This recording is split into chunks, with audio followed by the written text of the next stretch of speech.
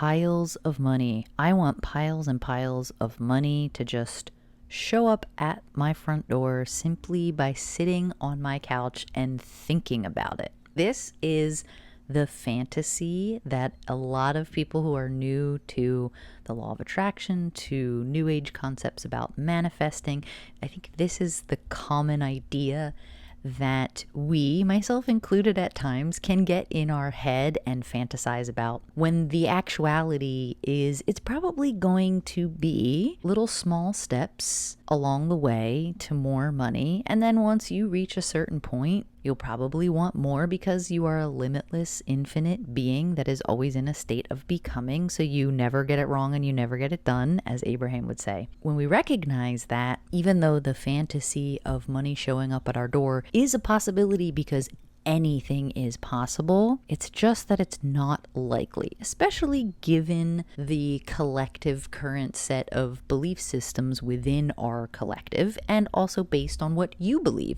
So if you genuinely believe that it's highly likely that money will just fall out of the sky into your lap simply by sitting on your couch and thinking about it, then that's definitely a possibility for you. However, that's pretty ungrounded thinking given where we're at in our current reality, in our current, at least in my current reality.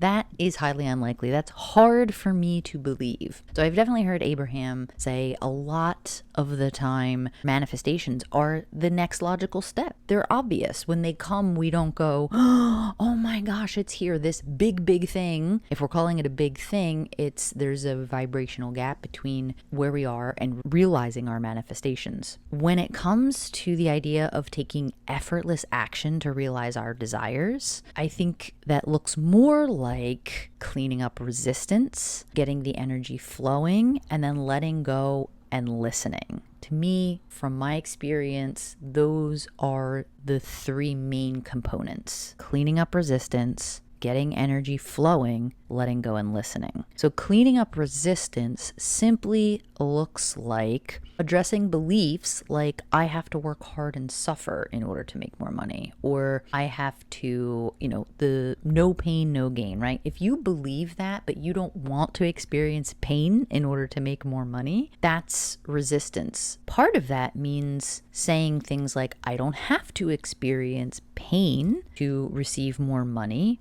Although if you analyze your life experience, you would see that pain, maybe we could also say contrast, suffering, does seem to be part of the experience, but there's also a certain level of unnecessary suffering that sometimes can happen that is our own doing. But as far as growing and evolving, there is probably going to be some pain along the way.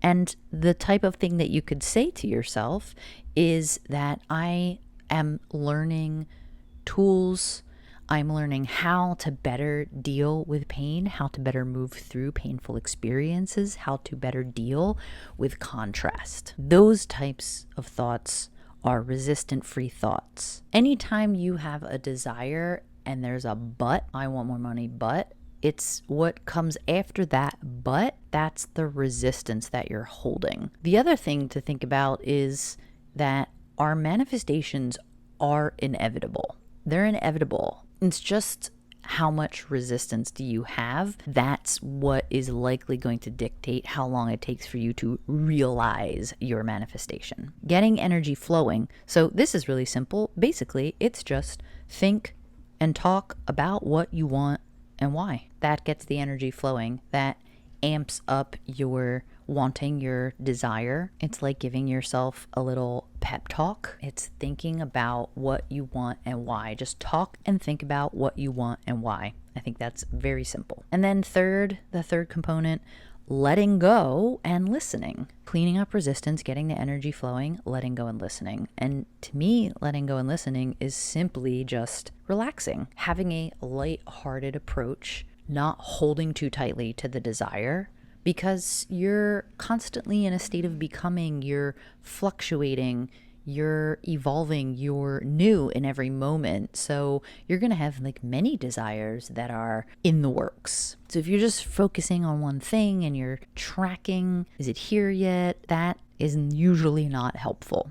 what you want to do is amp up the energy, get the energy flowing, and then relax and be guided to the next and the next and the next. I have some of the best days when I embody that state of being in this relaxed state where I've spent some time amping myself up about the things that I want, but then I let go and I just go about my day. I don't try hard. I don't try too hard to make things happen. I trust that they'll happen. I think when we don't trust that our manifestations are inevitable, then we start doing unnecessary activities and unnecessary things that just we tire ourselves out by trying too hard. Of course, you want to move in the direction of your desires, and simply by getting the energy flowing, what that tends to do is then you will be drawn to activities that do move you in the direction of your desires, but you're not really worried too much about the how. You're not, again, trying too hard. So, how to take effortless action to realize your desires? Notice and clean up the resistance. Get the energy flowing by talking about what you want and why, and then simply let go